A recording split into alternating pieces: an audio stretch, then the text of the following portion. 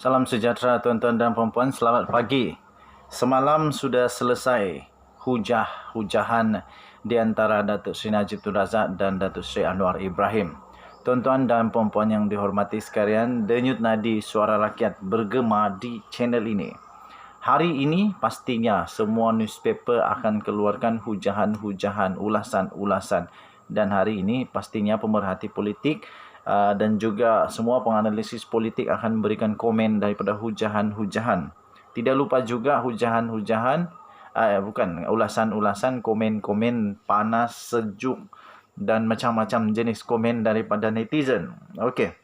Tuan-tuan dan puan-puan, saya ingin berkongsikan kepada kamu beberapa hujah utama daripada debat Najib dan Anwar.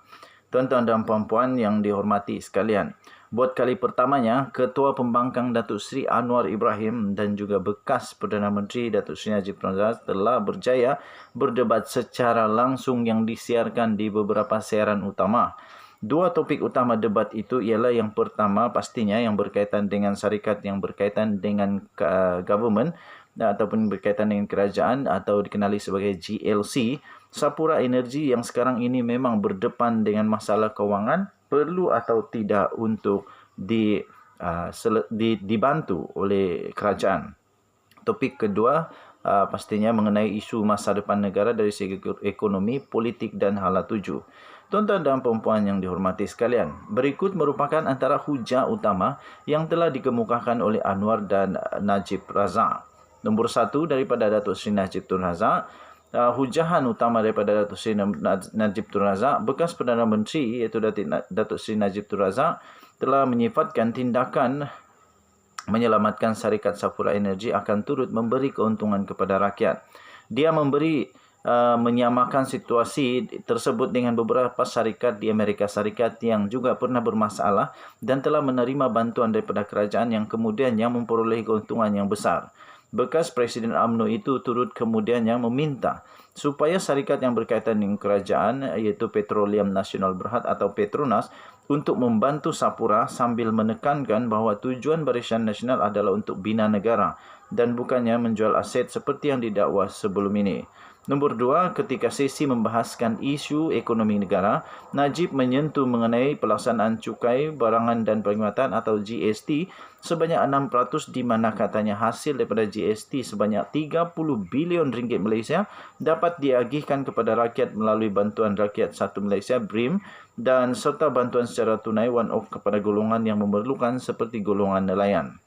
Nombor tiga, dia turut memetik kata-kata bapanya iaitu Abdul Razak Hussein yang juga Perdana Menteri kedua yang memberi perumpamaan ekonomi seperti kek yang perlu dikembangkan dan diagihkan kepada rakyat. Najib kemudian memberi contoh beberapa projek mega sewaktu pentadbirannya seperti Lebuh Raya Pen Borneo, projek laluan rel Pantai Timur ECRL dan projek Mass Rapid Transit MRT. Nombor 4. Ketika sesi soal jawab, Najib menyorot isu lantikan Peguam Negara dan Ketua Pusurujaya Suruhanjaya Pencegahan Rasuah Malaysia SPRM yang menurutnya merupakan lantikan politik sewaktu pentadbiran Pakatan Harapan. Dia turut menyindir pelantikan pemimpin yang dianggap merepek oleh kerajaan terdahulu yang tidak membawa manfaat kepada ekonomi negara seperti mengajak orang ramai meminum sesudu minyak kelapa sawit setiap hari dan cadangan projek kereta terbang.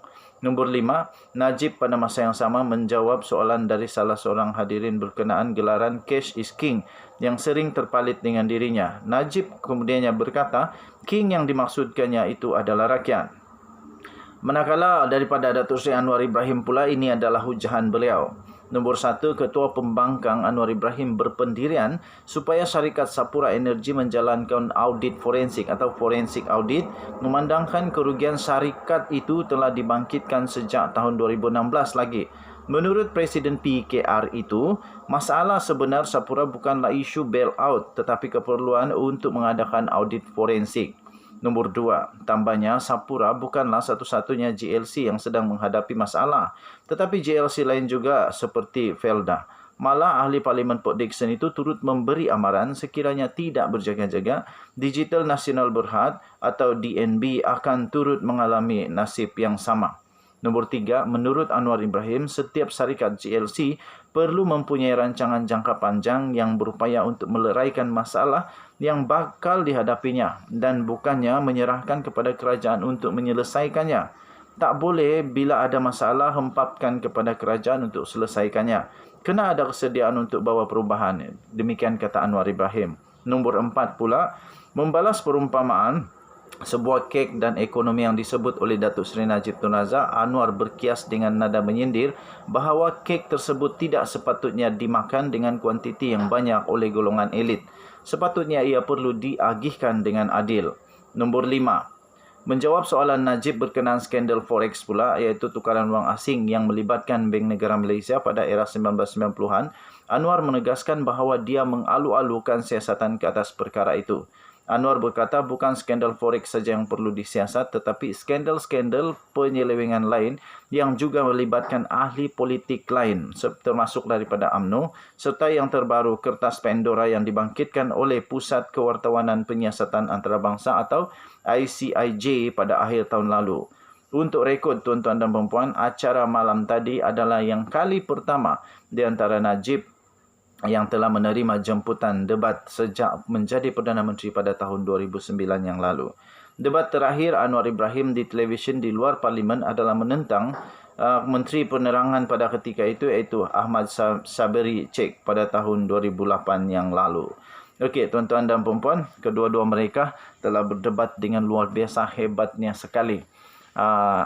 Satu saja yang melekat betul di hati saya ialah hujahan daripada Anwar Ibrahim tentang masalah Sapura.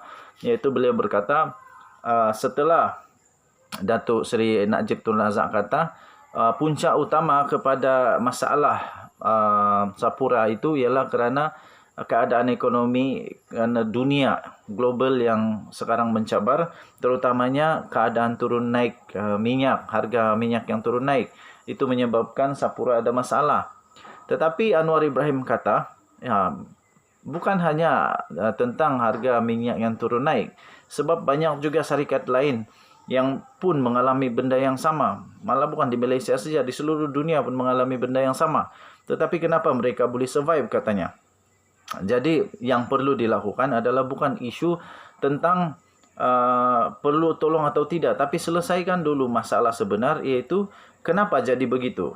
Jadi dia kata perlu untuk buat forensic audit. Jadi itu saya agak setuju kerana betul kenapa syarikat lain boleh bertahan tapi Sapura tak boleh bertahan. Itulah yang perlu disiasat. Jadi dan saya juga respect kepada Datuk Seri Anwar Ibrahim juga yang apabila ditanyakan pendapat beliau tentang Forex daripada Najib Razak, beliau dengan bersungguh-sungguh menyatakan pendiriannya bahawa itu patut disiasat. Dan dia juga kata kalau boleh dia bercakap dengan Perdana Menteri pada ketika itu, dia akan minta untuk Perdana Menteri siasat cepat-cepat. Dan Anwar Ibrahim juga kata nak takut apa, sebab kan sekarang Perdana Menteri daripada UMNO.